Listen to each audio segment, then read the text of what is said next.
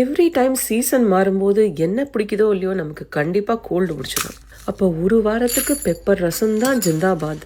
இதுக்கு 3லேருந்து 4 வரமிளகா, ஒரு அரை டீஸ்பூன் பெப்பர் நல்லா ட்ரை ரோஸ்ட் பண்ணிவிட்டு இந்த மாதிரி மிக்சி ஜாரில் பொடி பண்ணி தனியாக எடுத்து வச்சுக்கலாம். இப்போ ரசம் பண்ணுறதுக்கு ஒரு கனமான பாத்திரமோ இல்லைன்னா ஒரு ஈயச்சொம்போ எடுத்துட்டு புளி தண்ணி ஒரு 2 கப்பு, மஞ்சப்பொடி, உப்பு, பெருங்காயம், ஒரு மீடியம் சைஸ் தக்காளி, அப்புறம் கொஞ்சோண்டு கருவேப்பிலை, இது எல்லாமே போட்டு நல்லா மிக்ஸ் பண்ணிவிட்டு கொஞ்ச நேரம் கொதிக்கட்டும்.